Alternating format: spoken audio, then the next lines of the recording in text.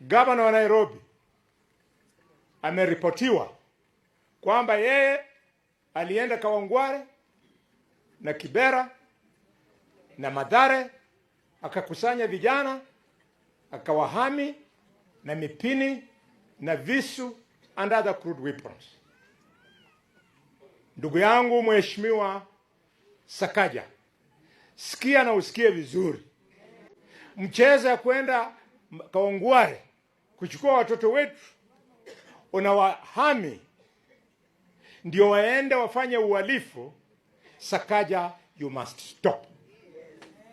Wewe walikupigia kura Nairobi, upatie wale vijana ajira, sio kwamba wapatie silaha ya kuingia katika vitendo ya uhalifu.